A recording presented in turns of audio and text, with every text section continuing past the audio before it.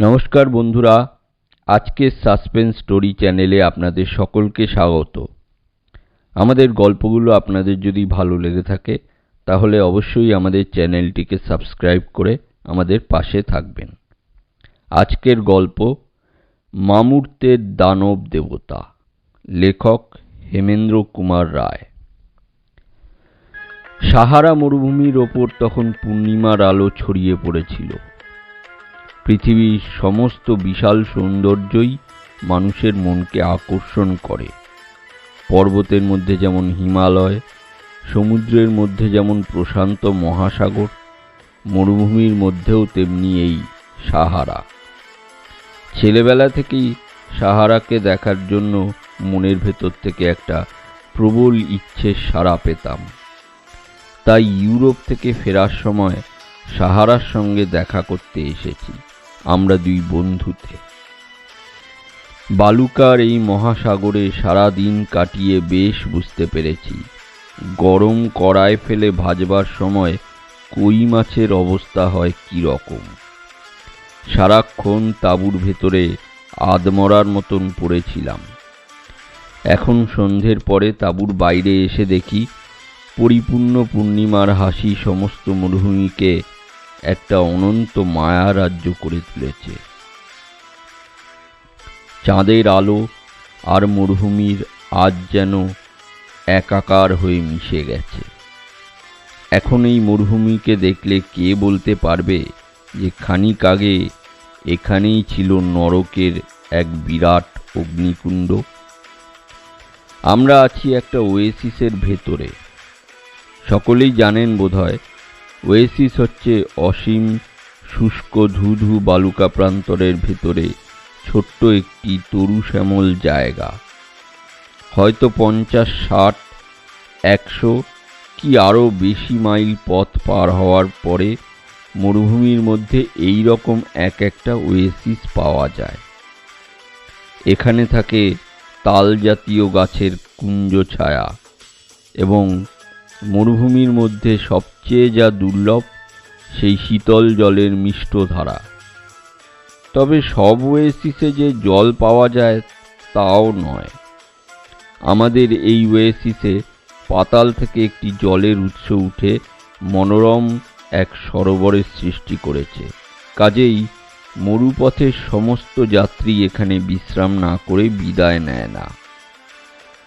সুন্দর মরু উদ্যানের ধারে আমরা দুজনে চুপ করে বসে আছি এবং সরোবরের জলে জ্যোৎস্নার রূপলি শাড়ি ঝিলমিল করে উঠছে। আর একদিকে যতদূর চোখ চলে যায় দেখা যায় আকাশের মতন অসীম অবাধ বালুকার রাজ্য।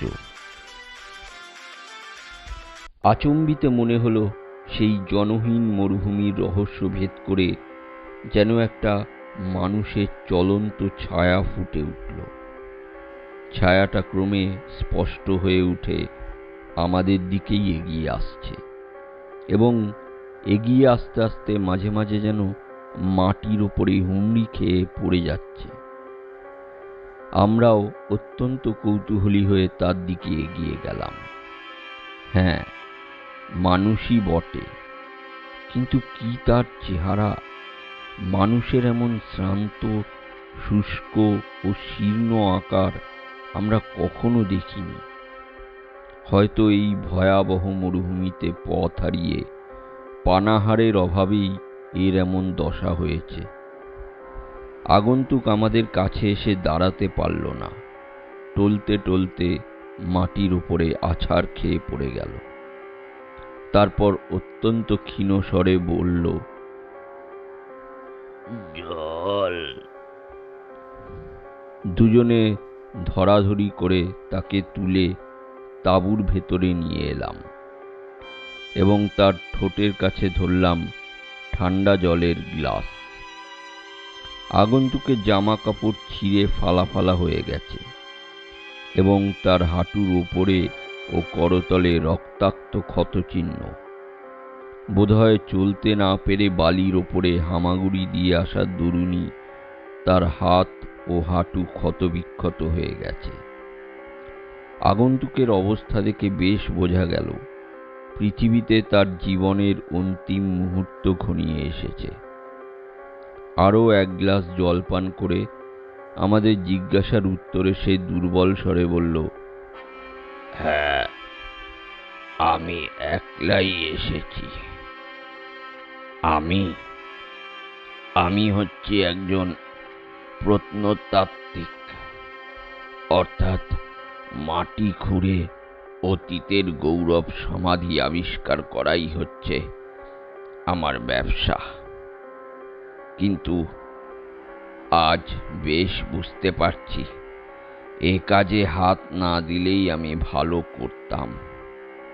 অতীতের গুপ্ত কথা আবিষ্কারের চেষ্টা সবসময় নিরাপদ হয় না।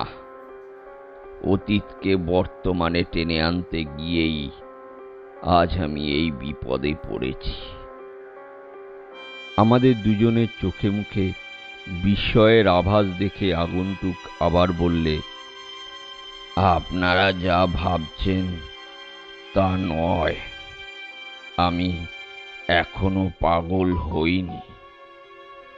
আচ্ছা, আমার ইতিহাস আপনারা শুনুন, সব কথাই আমি খুলে বলবো, কিন্তু তার আগেই আমার আর একটা কথা আপনাদের স্মরণ করে রাখতে বলছি। ভুলেও কোনোদিন ইগিডি মরুভূমিতে যাবেন না। আমাকেও আগে একজন এমনি সাবধান করে দিয়েছিল, কিন্তু তবু আমি সাবধান হইনি। অবাধ্য হয়ে গিয়েছিলাম নরকে। হ্যাঁ মশাই, নরকে। এখন গোড়া থেকেই সমস্ত শুনুন। আমার নাম থাক, আমার নামের কোনো দরকার নেই। 1 বছর আগে অ্যাটলাস পাহাড়ের তলা দিয়ে আমি মরুভূমির ভেতরে এসে পড়েছিলাম। আমার ইচ্ছা ছিল উত্তর আফ্রিকার মরুভূমির ভেতরে প্রাচীন কার্থেজ শহরের কিছু কিছু ধ্বংসাবশেষ আবিষ্কার করব। সেই চেষ্টায় আমি মাসের পর মাস কাটিয়ে দিয়েছি, কখনো অজানা আরব পল্লীতে, কখনো কোনো ওয়েসিসের ছায়ায়, এবং কখনো জনশূন্য অপরিচিত মরুভূমির ভেতরে আমার দিনের পর দিন কেটে গিয়েছে। এখানে সেখানে প্রাচীন দুর্গ ও মন্দিরের ভগ্নাবশেষের ভেতরে প্রাচীন কার্থেজের পূর্ব গৌরবের অনেক নিদর্শনই আমি খুঁজে পেয়েছি। তারপর একদিন এমন একটি জিনিস আমার চোখে পড়ল, যার ফলে আর ইগিডি মরুভূমিতে না গিয়ে থাকতে পারলাম না। একটি হাজার হাজার বছর আগেকার ভাঙা মন্দিরের গায়ে পাথরের ওপরে এই কথাগুলি খোদাই করা ছিল, বণিকগণ, তোমরা কেউ মামূর্ত শহরে যেও না। পর্বতের গিরিসংকট পার হয়ে ওই শহরে যাওয়া যায়। আমি কার্থেজের এক ব্যবসায়ী 4 জন সঙ্গীর সঙ্গে না জেনে আমিও ওই শহরে গিয়েছিলাম। তারপর ওই শহরের দুষ্ট পুরোহিতরা আমাদের বন্দী করে। ওখানে এক রাক্ষস দেবতা বা দানব আছে।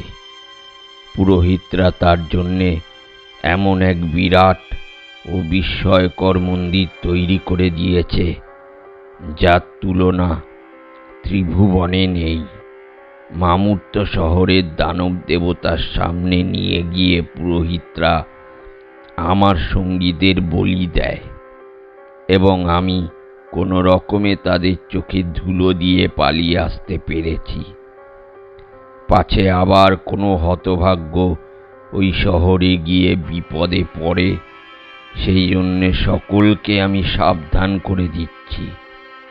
মন্দিরের দুষ্ট দেবতা সৃষ্টি প্রভাত থেকে যে সেখানে বিরাজ করছে, সাবধান, তাকে সাবধান।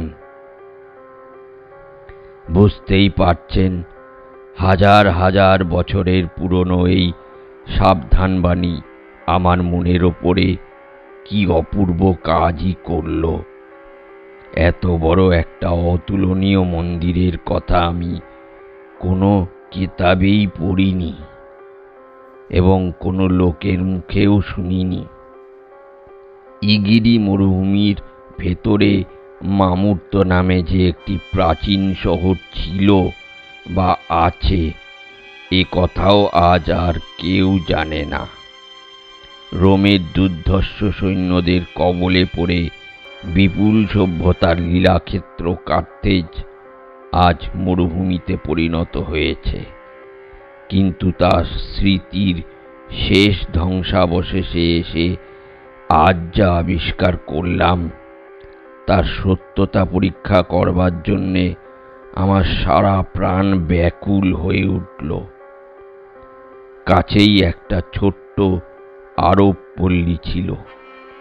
সেখানে গিয়ে খোঁজ খবর নিয়েও বিশেষ কিছু নতুন কথা জানতে পারলাম না। কেবল বুড়ো আরবদের মুখ থেকে অনেক কষ্টে সংগ্রহ করা গেল কোন পথ দিয়ে গিরি মরুভূমিতে যাওয়া যায়। কিন্তু আরবরা যে এর চেয়েও বেশি কিছু জানে, এ সন্দেহ আমার এখনো যায়নি। কারণ আমার সঙ্গী হওয়ার জন্যে তাদের অনেককেই অনুরোধ করেছিলাম, কিন্তু অনেক টাকার লোভ দেখিয়েও তাদেরকে রাজি করাতে পারিনি। প্রথমটা তারা রাজি হয়েছিল, কিন্তু যেই শুনলে গিরিসংকট পার হয়ে আমি ইগিরি মরুভূমিতে যাব, অমনি তারা সবাই একেবারে বেঁকে বসল।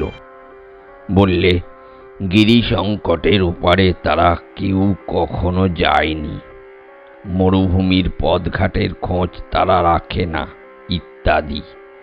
কোনো কোনো বুড়ো আরবের মুখে শুনলাম ইগিরি মরুভূমিতে নাকি মানুষের যাওয়া উচিত নয়, কারণ সেখানে ভূত প্রেত দৈত্য দানব বাস করে।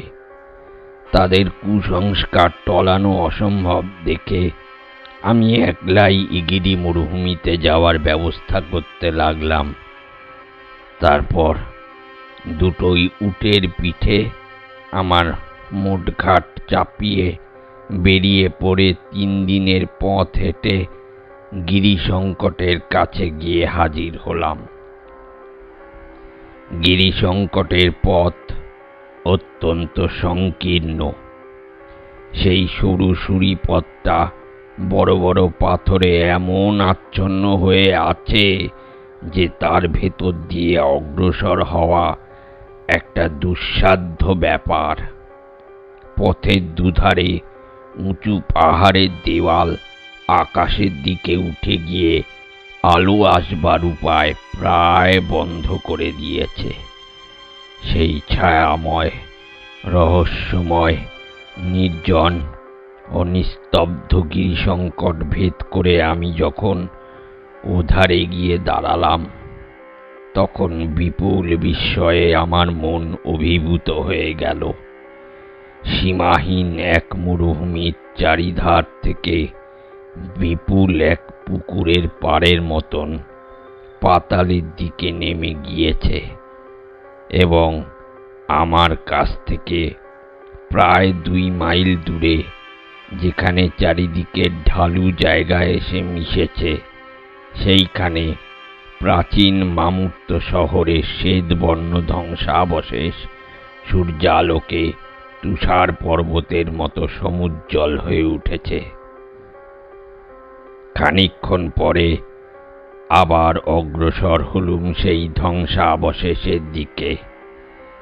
এ যেন মূর্তিমান বিরাট অতীতের দিকে বর্তমানে ক্ষুদ্র মানব শিশুর অভাবিত তীর্থযাত্রা।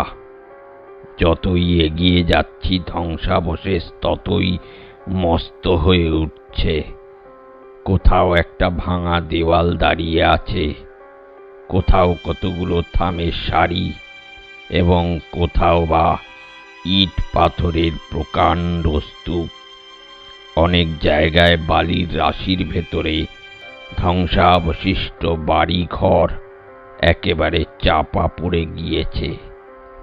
তারপর আমি আরেকটা অদ্ভুত জিনিস লক্ষ্য করলাম।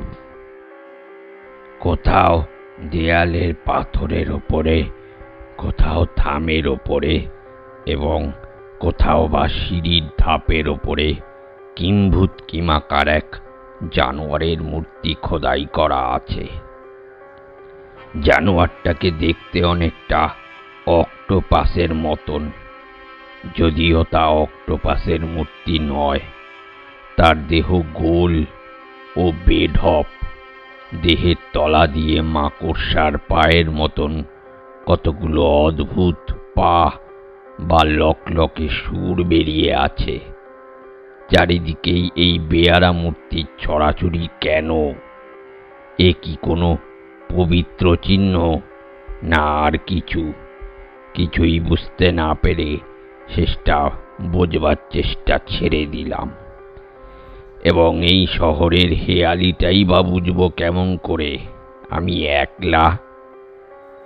এত বড় একটা ধ্বংসাবশেষ পরীক্ষা করবার মতন যন্ত্রপাতিও সঙ্গে করে আনিনি, এবং বেশি দিন এখানে থাকতেও পারবো না। খাবার ও জল ফুরোলেই আমাকে এখান থেকে প্রাণ নিয়ে পালাতে হবে। এই সব ভাবতে ভাবতে ধ্বংসাবশেষের মাঝখানে একটা খোলা জায়গায় আমার উট দুটোকে নিয়ে গিয়ে সেদিনের মতন তাঁবু খাটিয়ে ফেললাম। ধীরে ধীরে সন্ধ্যার আঁধার নেমে আসছে। সেই বিজনতার রাজ্যে মানুষের হাসির স্বর বা পাখির ডাক কিংবা কোনো কীট পতঙ্গেরও সাড়া পাওয়া যাচ্ছে না। অন্ধকার ও স্তব্ধতা যেন নীরব নির্ঝরের মতো চারিদিক থেকে আমাকে ঘিরে ঝরে পড়তে লাগলো। তারই মাঝখানে মিটমিট করে জ্বলছে কেবল আমার লণ্ঠনের আলো, যেন কোনো ভীরু কম্পমান ও অসহায় জীবের মতো। কাল সকালে উঠে কি করব তাই ভাবছি, হঠাৎ একটা অস্ফুট অস্পষ্ট শব্দ শুনে চমকে উঠলাম। কারণ জানবার জন্য ফিরে তাকিয়েই আমি যেন আড়ষ্ট হয়ে গেলুম। বলেছি, আমি তাঁবু গেড়েছি একটা খোলা জায়গার মাঝখানে, সমতল বালুকা প্রান্তরের ওপরে। লণ্ঠনের আলোতে স্পষ্ট দেখলাম বালুকার উপরে হঠাৎ একটা গর্ত জেগে উঠল। যদিও অসম্ভব, তবু আমার মনে হলো শূন্যলোক থেকে যেন একটা আশ্চর্য গর্ত বালির উপরে খসে পড়ল।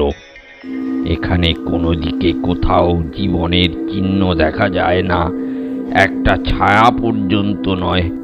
তবু আমার চোখের সামনে কোন অদৃশ্য হস্ত এই গর্তটা খুললে। খালি তাই নয়, কেমন একটা খড়মড় শব্দ আমার কানে এলো। তারপরেই আমার আরো কাছে আবার তেমনি একটা গর্ত জেগে উঠল। বালুকা সমুদ্র যেন বুদবুদ কাটছে। ভয়ে বুকটা ছমছম করতে লাগলো। আমার উনুনে আগুন জ্বলছিল। তার ভেতর থেকে একটা জ্বলন্ত কাঠ তুলে নিয়ে আমি দ্বিতীয় গর্তটার দিকে সজোরে নিক্ষেপ করলাম।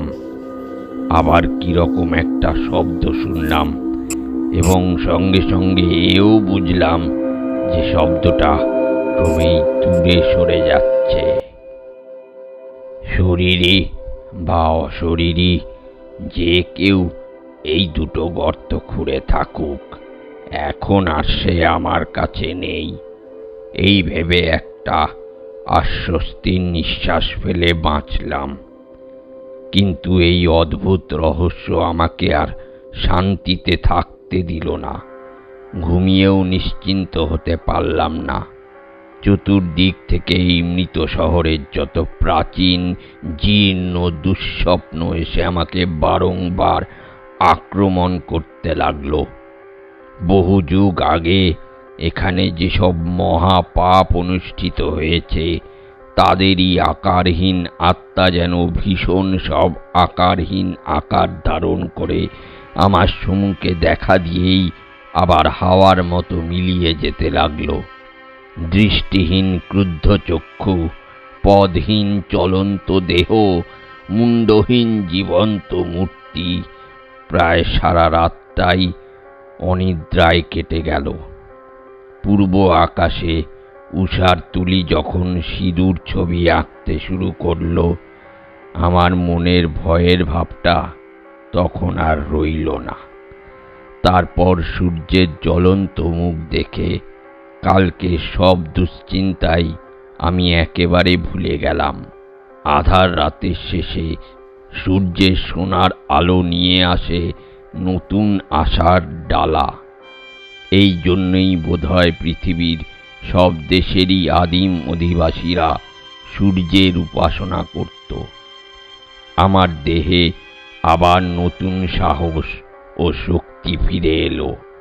সঙ্গে সঙ্গে মনে পড়ে গেল প্রাচীন কার্থেজের সেই মৃত ব্যবসায়ীর কথা। এই ধ্বংসাবশেষের মধ্যে বিরাট ও বিস্ময়কর মন্দিরের চিহ্ন হয়তো এখনো বিদ্যমান আছে। সে মন্দিরে ছিল কোনো এক বিরাট দানব দেবতার পূজার বেদী, যার সামনে হতো নরবলি। কিন্তু কোথায় সে মন্দির বা তার ধ্বংসাবশেষ? কাছেই একটা ছোট্ট পাহাড় ছিল। তারই চূড়ায় উঠে চারিদিকে তাকিয়ে দেখলাম, কার্থেজের ব্যবসায়ী বলেছেন সে মন্দির নাকি আকারে বিরাট। এতদিনে অত বড় একটা মন্দির যদি ভেঙেই পড়ে থাকে, তাহলে তার ধ্বংসস্তূপ তো কম প্রকাণ্ড হবে না। কিন্তু চতুর্দিকে তন্ন তন্ন করে খুঁজেও এমন কোনো ধ্বংসস্তূপ আমার নজরে পড়ল না। তবে আরেকটা চিত্তাকর্ষক দৃশ্য আমার চোখে পড়ল বটে। অনেক দূরে পূর্ব দিকে প্রদীপ্ত সূর্যের সমুজ্জ্বল আলোকপটের উপরে সুদীর্ঘ ও প্রকাণ্ড দুটি প্রস্তর মূর্তি স্থিরভাবে দাঁড়িয়ে আছে। এত বড় ও উঁচু পাথরের মূর্তি বড় একটা দেখা যায় না। পিছন দিক থেকে প্রভাতের সূর্য তাদের আরও মহিমাময় ও গম্ভীর ভাব পূর্ণ করে তুলেছে। এই নতুন আবিষ্কার আমার মনে উত্তেজনার স্রোত বইয়ে দিল। তখনই তাঁবু তুলে সেই দিকে অগ্রসর হলাম। ধ্বংসাবশেষ পার হয়ে সেই মূর্তি দুটোর কাছে গিয়ে পৌঁছতে আমার অনেকটা সময় গেল। ধ্বংসাবশেষের দিকে আড়ষ্ট দৃষ্টিতে তাকিয়ে দেখলাম মূর্তি দুটোর গলা থেকে পা পর্যন্ত মানুষের মতন দেখতে, এবং তাদের সমস্ত দেহ মাছের আঁশের মতন একরকম বর্ম দিয়ে ঢাকা। কিন্তু তাদের মুখ একেবারে অমানুষিক। মানুষের মুখের সঙ্গে একটুও মেলে না। জীবন্ত দেহ দেখেই কি এই মূর্তি দুটো গড়া হয়েছিল? তা যদি হয়ে থাকে, তবে এমন অদ্ভুত জীবন্ত দেহ আধুনিক পৃথিবীর কোনো মানুষই কখনো দেখেনি। চারিদিকে তাকিয়ে দেখলাম মূর্তি দুটোর দুপাশে সুদীর্ঘ দুই সারি ভগ্নস্তূপ অনেক দূরে চলে গিয়েছে। এই ভগ্নস্তূপ নিশ্চয়ই কোনো উচ্চ প্রাচীরের, কিন্তু মূর্তি দুটোর পরস্পরের মাঝখানে ওরকম কোনো ধ্বংসস্তূপ চোখে পড়ল না। খুব সম্ভব এই মূর্তি দুটোর মাঝখানে একসময় কোনো তোরণ বা দ্বারপথ ছিল। কিন্তু একটা বিষয় ভেবে বিস্মিত হলুম, সারা শহর ভেঙে পড়েছে, এমনকি কঠিন পাথরের প্রাচীরও ভেঙে পড়েছে। কিন্তু এই ভয়াবহ ও অপার্থিব মূর্তি দুটো আজও সম্পূর্ণ অক্ষত দেহে বর্তমান আছে কেন? মনের ভেতর থেকে এই প্রশ্নের কোনো উত্তর পাওয়ার আগেই আরেকটা ব্যাপার লক্ষ্য করলাম। মূর্তির পেছন থেকে ছোট ছোট পাথরের মূর্তির দুটো সারি প্রায় 1 মাইল দূর পর্যন্ত চলে গিয়েছে। সেই মূর্তি বিথিকার মধ্যে প্রবেশ করবার সময় দেখলাম বড় মূর্তি দুটোর বেদির পাশেও সেই রকম বিরাট অক্টোপাস বা মাকড়সার চেহারা খোদাই রয়েছে। পথের দুপাশে সারি সারি এই যে ছোট ছোট মূর্তি রয়েছে, এগুলো যে কোন জীবজন্তুর মূর্তি তা বোঝবার ক্ষমতা আমার নেই। এমন সব জন্তু পৃথিবীতে কোনোদিন ছিল বা আছে বলে আমি জানি না। ভয়ালো তাদের চেহারা, প্রত্যেকেরই মুখে হিংসা ও অমঙ্গলের ভাব ফুটে উঠেছে। তাদের দেখলেই বুক ঢিপ ঢিপ করতে থাকে। 2 সারির সর্বশেষ মূর্তি দুটোর কাছে গিয়ে যখন দাঁড়ালাম, তখন সামনের দিকে তাকিয়ে মরুভূমির ধু ধু বালুকারাশির পাণ্ডুর প্রান্তর ছাড়া আর কিছুই চোখে পড়ল না। মনে কেমন ধাঁধা লাগলো। এই সুদীর্ঘ মূর্তি বিথির সার্থকতা কি? মরুভূমির শূন্যতার ভেতরে এসে অকারণেই এই মূর্তির সারি শেষ হয়েছে কেন? কিন্তু ঠিক আমার সম্মুখেই মরুভূমির যে অংশটুকু রয়েছে, তার মধ্যে একটি অদ্ভুত বিশেষত্ব লক্ষ্য করলাম। প্রায় বিঘা কয়েক জমি বিলিতি মাটিতে বাঁধানো উঠোনের মতন একেবারে মসৃণ ও সমতল, অথচ এই অংশটুকুর বাইরে মরুভূমির সমস্তটাই এবড়ো খেবড়ো বালির রাশিতে ভরা, এবং সর্বত্রই দেখা যাচ্ছে উঁচু নিচু বালিয়ারি স্তূপ। সেখানে সর্বদাই প্রবল বাতাসে হু হু করে বালি উঠছে, অথচ এই সমতল অংশটার মধ্যে বাতাসের কোনো প্রভাবই নেই। বিস্মিতভাবে সেই সমতল অংশটার দিকে অগ্রসর হলুম, কিন্তু কয়েক পা এগোতে না এগোতেই কোনো অদৃশ্য হস্ত আমার মুখে ও বুকে আচমকা এত জোরে আঘাত করলে যে যাতনায় কোকিয়ে উঠে তখনই আমি ভূমিতলে ছিটকে পড়ে গেলুম। খানিকক্ষণ আচ্ছন্নের মতন বালির ওপরে শুয়ে রইলুম। তারপর আমার সমস্ত কৌতূহল পরিপূর্ণ মাত্রায় জেগে উঠল। এ কি ব্যাপার? কেউ কোথাও নেই, তবু কে আমাকে এমনভাবে ধাক্কা মারলে? উঠে বসে প্রায় হামাগুড়ি দিয়ে ডান হাতে রিভলভার তুলে অতি সাবধানে আবার আমি ধীরে ধীরে অগ্রসর হতে লাগলাম। যখন সেই সমতল অংশের ধারে গিয়ে উপস্থিত হলুম, তখন আমার হাতের রিভলভারটা হঠাৎ কিসের ওপরে পড়ে ঠক করে বেজে উঠল। রিভলভারটা ঠিক যেন কোনো পাঁচিলের ওপর গিয়ে পড়েছে, অথচ সেখানে পাঁচিল টাচিল বলে কিছুই নেই। বাঁ হাত বাড়িয়েও আবার সেই নিরেট ও অদৃশ্য বাধাটাকে অনুভব করলাম। সঙ্গে সঙ্গে সচমকে তীরের মতো দাঁড়িয়ে উঠলাম। 2 হাত 2 দিকে বিস্তৃত ও সমস্ত দেহ দিয়ে অনুভব করে বেশ বুঝলাম আমার সামনে দাঁড়িয়ে আছে এক আশ্চর্য দেয়াল। খানিকক্ষণ অবাক হয়ে ভাবতে লাগলাম, অতীতে এই মৃত শহরে হয়তো এমন কোনো বৈজ্ঞানিক জন্মেছিলেন যিনি নিরেট পদার্থকে অদৃশ্য করে তোলবার কোনো অজানা পদ্ধতি আবিষ্কার করেছিলেন। অবশ্য এটা একেবারে অসম্ভবও বলা যায় না, কারণ আমাদের আধুনিক বৈজ্ঞানিকরাও এক্স-রের সাহায্যে দৃশ্যমান পদার্থকে অনেকটা অদৃশ্য করতে পারেন।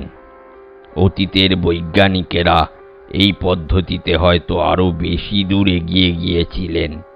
সবিস্ময়ে ভাবতে লাগলাম, কিন্তু কেমন করে তারা এটা করলে শহরের বড় বড় পাথরের বাড়িগুলো কালের প্রভাবে ধুলোর সঙ্গে ধুলো হয়ে মিশিয়ে গেছে, অথচ এই অদৃশ্য দেয়াল এখনো ঠিক আগেকার মতোই অটুট হয়ে দাঁড়িয়ে আছে। দাঁড়িয়ে দাঁড়িয়ে আমি ঢিলের পর ঢিল ছুটতে লাগলাম, কিন্তু যত জোরে, যত উঁচুতেই ছুরি, সব ঢিলই কিসে থেকে আবার ফিরে আসে। বোঝা গেল পাঁচিলটা অনেক ওপরে, আমার ঢিলের সীমানার বাইরে উঠে গিয়েছে। পাঁচিলের ওপাশে যাওয়ার জন্য প্রাণটা আনচান করতে লাগলো, কিন্তু কেমন করে যাব? ওধারে যাওয়ার নিশ্চয়ই কোনো পথ আছে, কিন্তু সে কোথায়? তখন মনে পড়ল সেই দুই প্রকাণ্ড ও বীভৎস প্রস্তর মূর্তি এবং তার সঙ্গে সংযুক্ত দীর্ঘ মূর্তিভিথির কথা। আমি এখন দাঁড়িয়ে আছি মূর্তিভিথির পাশের দিকে, কিন্তু যেখানে মূর্তিভিথি শেষ হয়েছে ঠিক সেইখান দিয়ে এগোবার চেষ্টা করলে হয়তো আমার চেষ্টা বিফল হবে না। সমস্ত ব্যাপারটা একবার তলিয়ে বোঝবার চেষ্টা করলাম। মরুভূমির সেই মণ্ডলাকার সমতল অংশ ও সেই বিপুল ও অদৃশ্য প্রাচীরের সামনে দাঁড়িয়ে হঠাৎ আমার মনে পড়ল বিলুপ্ত কার্তেজের অজ্ঞাত ব্যবসায়ীর সাবধান বাণী। বণিকগণ, তোমরা কেউ মামুত্ত শহরে যেও না।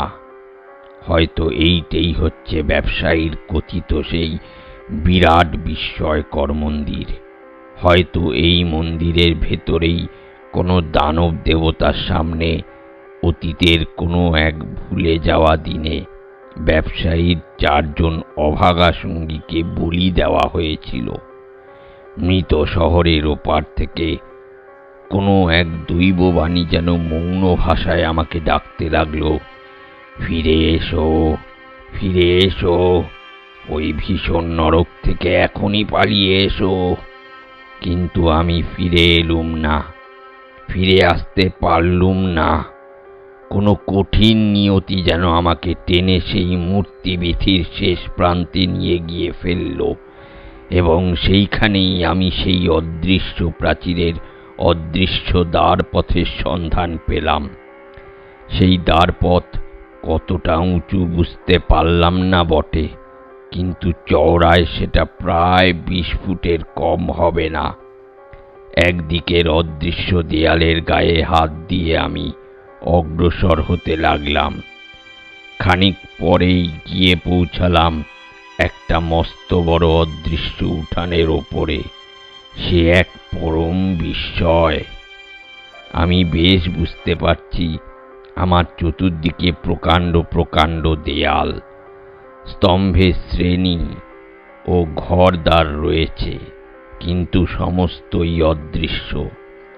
সেই কাচের চেয়ে স্বচ্ছ অদৃশ্য বাড়ির দেয়ালের পর দেয়াল ভেদ করে আমার দৃষ্টি বাইরের অপার মরুভূমির ভেতরে গিয়ে পড়েছে, এবং বাইরে থেকে সূর্যের সুবর্ণ কিরণ এই বিপুল প্রাসাদের ভেতরে এসে সর্বত্র বিচরণ করছে।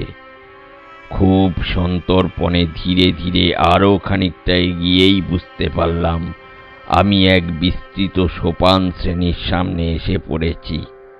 আস্তে আস্তে ধাপে ধাপে ওপরে উঠতে লাগলাম। যতই ওপরে উঠি মনটা ততই অদ্ভুতভাবে পরিপূর্ণ হয়ে যায়, কারণ আমি যেন শূন্যে পদক্ষেপ করে বাতাসের ভেতর দিয়ে ওপরে উঠে যাচ্ছি। ধাপের পর ধাপ যেন আর শেষ হতে চায় না। কেবলই মনে হয় ওপর থেকে কখন হঠাৎ হুড়মুড় করে পৃথিবীর ওপরে গিয়ে পড়ব। শেষটা সিঁড়ি যখন শেষ হলো, আমি তখন মাটি থেকে প্রায় 100 ফুট ওপরে একটা বারান্দার মতন জায়গায় দাঁড়িয়ে আছি। সেখানে গিয়ে আর দাঁড়িয়ে দাঁড়িয়ে চলতে ভরসা হলো না। হামাগুড়ি দিয়ে প্রত্যেক ইঞ্চি পরীক্ষা করতে করতে এগিয়ে চললাম, এবং একটু পরেই আবার পাঁচিল ও তার গায়ে একটা দরজা আবিষ্কার করলাম। দরজাটা ঠেলতেই খুলে গেল, কিন্তু তার ভেতরে ঢুকতে গিয়েই কেমন একটা অজানা আতঙ্ক এসে আমার মনের ওপরে ধাক্কা মারলে, যেন এখানে দুষ্ট ও হিংস্র আত্মা বাস করে অনন্তকাল ধরে। আমি কিছুই দেখলাম না, কিছুই শুনলাম না, তবু মনে হলো যে কোনো প্রাচীন অভিশাপ যুগ যুগান্তর ধরে এখানে বাস করে আসছে। যেন কত নির্যাতিত দেহের যন্ত্রণা এখানে ক্রন্দন করছে নিশিদিন নীরবে। ঘরের ভেতরে সাহস করে ঢুকতে পারলাম না।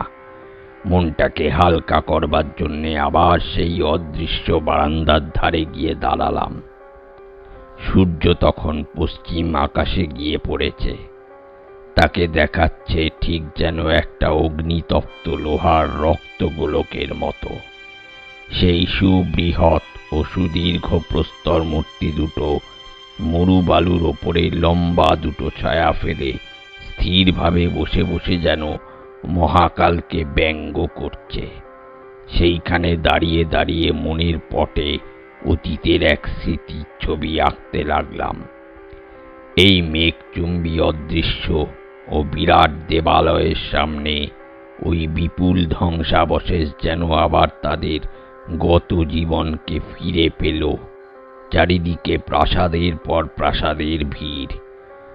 প্রশস্ত রাজপথের পর রাজপথ জনাকীর্ণ হয়ে কত দূরে চলে গিয়েছে। তুরি ভেরি ও দামামার তালে তালে পূজারীর দল দুই প্রস্তর মূর্তির তোরণের ভেতর দিয়ে অদৃশ্য মন্দিরের দিকে এগিয়ে আসছে কয়েকজন হতভাগ্য বন্দীকে সঙ্গে করে, তাদের দানব দেবতার অতৃপ্ত উদর পূরণের জন্যে। আচম্বিতে অনেক নিচে বালুকারাশির দিকে আমার দৃষ্টি আকৃষ্ট হলো। বালির ভেতরে ঠিক তেমনি যেন শূন্য থেকে খসে পড়ল একটা গর্ত। তারপরে আমার সচকিত দৃষ্টির সামনে বালির ওপরে ক্রমাগত গর্তের পর গর্ত জেগে উঠতে লাগলো। গর্তের রেখা মন্দির পর্যন্ত এসে পড়ল। তারপর আর কিছু দেখা গেল না। ধা করে আমার মনে পড়ে গেল ধ্বংসাবশেষের পাথরে পাথরে খোদাই সেই খানিক অক্টোপাস ও খানিক মাকড়সার মতন জীবের মূর্তির কথা। সেই মূর্তির সঙ্গে এই অদৃশ্য বিপদের কোনো সম্পর্ক আছে কি? এই অদৃশ্য বিপদের আকারও কি তেমনি বীভৎস? কার্থেজের ব্যবসায়ী বলেছে মন্দিরের দুষ্ট দেবতা সৃষ্টি প্রভাত থেকে যেখানে বিরাজ করছে। সাবধান, তাকে সাবধান। সৃষ্টির আদিম প্রভাতে পৃথিবীতে অনেক অতিকায় দানব বাস করত। পণ্ডিতেরা মাটির ভেতর থেকে আজও যাদের কঙ্কাল আবিষ্কার করেছেন, ওই মৃত শহরের বিলুপ্ত বাসিন্দারা কি সেই রকম কোনো দানবকেই তাদের দেবতার আসনে প্রতিষ্ঠিত করেছিল? এবং বিজ্ঞানের কৌশলে এই মন্দিরের মতন তাদের দানব দেবতাকেও কি অদৃশ্য, অমর ও অজর করে রেখেছে? বালির ওপরে ওই গর্তগুলো কি সেই অদৃশ্য দানবেরই বিপুল পদচিহ্ন? আর এরই ভয়ে কি আরবরা আমার সঙ্গী হতে রাজি হয়নি? মনের ভেতর যখন ঝড়ের মতো এমনি প্রশ্নের পর প্রশ্ন আসতে লাগলো, তখন হঠাৎ আমার স্মরণ হলো সেই অদৃশ্য দানব মন্দিরের দিকে এসেছে এবং এতক্ষণে হয়তো এই অদৃশ্য মন্দিরেই প্রবেশ করেছে। এই সন্দেহ মনে হওয়ার সঙ্গে সঙ্গে আমার দেহের সমস্ত আড়ষ্টতা ঘুচে গেল। আমি যথাসম্ভব দ্রুত পদে সিঁড়ির ওপর দিয়ে নিচে নেমে গেলাম। আমি জানি যে পথ দিয়ে আমি এখানে ঢুকেছি সেই পথ দিয়েই সে আমাকে ধরতে আসছে, কিন্তু কোথায় আমি লুকোবো? কাচের চেয়েও স্বচ্ছ অদৃশ্য এই মন্দির, এর মধ্যে লুকোবার ঠাঁই খুঁজে পাবো কেমন করে? এমন সময় একটা শব্দ কানে এলো, থপ থপ থপ থপ। মৃত্যুর অদৃশ্য দূত যে মন্দিরের ভেতরে প্রবেশ করেছে সে বিষয়ে আর সন্দেহ নেই। জানি না এ কোন জাতীয় দানব জীব এবং এর মস্তিষ্কে বুদ্ধি আছে কত কম বা কত বেশি। জানি না সে আমাকে দেখতে পেয়েছে কি না। সিঁড়ির পাশে এক কোণে হুমড়ি খেয়ে জড়সড় হয়ে চুপ করে আমি বসে রইলাম এবং সেই অবস্থায় থেকে শুনতে পেলাম থপ থপ করে সিঁড়ি বেয়ে ধাপে ধাপে কে উপরে উঠে যাচ্ছে। সেই ভয়ঙ্কর পায়ের শব্দ যখন থেমে গেল তখন আন্দাজ করে নিলাম যে ঘরে ঢুকতে আমি ভয় পেয়েছিলাম জিপটা সেই ঘরের ভেতরেই গিয়ে ঢুকেছে। আমিও আর দেরি করলাম না, উঠোনের ওপর দিয়ে দ্রুত পদে ছুটতে লাগলাম, কিন্তু হঠাৎ ভুল দিকে গিয়ে একটা অদৃশ্য দেয়ালে ধাক্কা খেয়ে আবার আগেকার মতন ছিটকে মাটির ওপরে পড়ে গেলাম। এবারে গুরুতর আঘাত লেগেছিল, কিন্তু তবু প্রাণপণে আমার যন্ত্রণার চিৎকারকে দমন করলাম। ওপর থেকে আবার শব্দ এলো থপ থপ থপ থপ। বিভীষিকা দানব দেবতা সিঁড়ি দিয়ে নেমে আসছে। পাগলের মতন উঠে আবার একদিকে ছুটে গেলুম অন্ধের মতো এবং এক দেয়ালে ধাক্কা খেয়ে মাটির ওপরে লুটিয়ে পড়লাম। আড়ষ্ট হয়ে শুয়ে রইলুম। পায়ের শব্দ আর শোনা গেল না। আরও খানিকক্ষণ সেই অবস্থায় অপেক্ষা করলাম এবং তখনও কোনো রকম শব্দ না পেয়ে আশান্বিত হয়ে আমি উঠে দাঁড়ালাম ও দুই পা অগ্রসর হতেই একেবারে সেই দানবের কবলে গিয়ে পড়লাম সম্পূর্ণ অজ্ঞাতসারেই। সেই অদৃশ্য দানবটা কখন নিঃশব্দ পদসঞ্চারে একেবারে আমার কাছে এসেই এতক্ষণ অপেক্ষা করছিল। রোমশ ঠান্ডা ও পিচ্ছল সুরের মতন কি একটা জিনিসের ওপর আমার হাত গিয়ে পড়ল। তারপরেই সেটা আমার হাতের কাছ থেকে সরে গেল এবং সঙ্গে সঙ্গেই সেই রকম আরও ৩-৪টে সুরের মতন জিনিস আমাকে জড়িয়ে ধরবার চেষ্টা করল, কিন্তু ঘৃণায় ও আতঙ্কে শিউরে উঠে তাদের কবল থেকে সজোরে নিজেকে মুক্ত করে নিয়ে আমি আবার ছুটতে ছুটতে মন্দিরের সিঁড়ি দিয়ে ওপরে উঠতে লাগলাম। ওপরে উঠে আমি স্থির করলাম বারান্দা থেকে ১০০ ফুট নিচে যদি লাফিয়ে পড়ি তাহলেও এই ঘৃণ্য দানবের কবলে পড়ে মরার চেয়ে সে মৃত্যু হবে ঢের বেশি সুখের মরণ। সিঁড়ির ওপরে আবার পায়ের শব্দ হতে লাগলো থপ থপ থপ থপ। দানব ওপরে আসছে। সিঁড়ির ঠিক মুখেই দুহাতে বারান্দার প্রাচীর চেপে ধরে আমি দাঁড়িয়েছিলাম। আচম্বিতে সেই প্রাচীরটা দুলে আমার দিকে হেলে পড়ল। নিশ্চয়ই এর ভিত আলগা হয়ে গিয়েছে। আমি তাড়াতাড়ি প্রবল একটা ধাক্কা মেরে সেটাকে সিঁড়ির দিকে ঠেলে দিলাম। প্রাচীরটা হুড়মুড় করে সিঁড়ির ওপরে ভেঙে পড়ল। এক মুহূর্ত সমস্ত স্তব্ধ। তারপরেই শুনলাম যেন লক্ষ ঝিঝি পোকা, কালো ব্যাঙ ও গোখরো সাপ একসঙ্গে গর্জন শুরু করে দিল। সঙ্গে সঙ্গে দেখলাম একটা হলদে রঙের তরল পদার্থ সিঁড়ির ওপর দিয়ে গড়িয়ে নিচে নেমে যাচ্ছে। প্রাচীরের ভাঙা অংশটা তাহলে ওই দানবের ঘাড়ের ওপরে গিয়ে পড়েছে এবং ওই হলদে তরল পদার্থটা খুব সম্ভব তারই দেহের রক্ত। তার দেহ অদৃশ্য কিন্তু রক্ত দৃশ্যমান। তাড়াতাড়ি পকেট থেকে রিভলভারটা বার করে সেই রক্ত দেখে আন্দাজে লক্ষ্য স্থির করে আমি উপরি উপরি কয়েকবার গুলি বৃষ্টি করলাম। দানবটার চিৎকারে কান যেন ফেটে যাওয়ার মতো হলো এবং সঙ্গে সঙ্গে বেশ দেখতে পেলাম রক্তের ধারার উপরে তার অদৃশ্য দেহের ছটফটানি।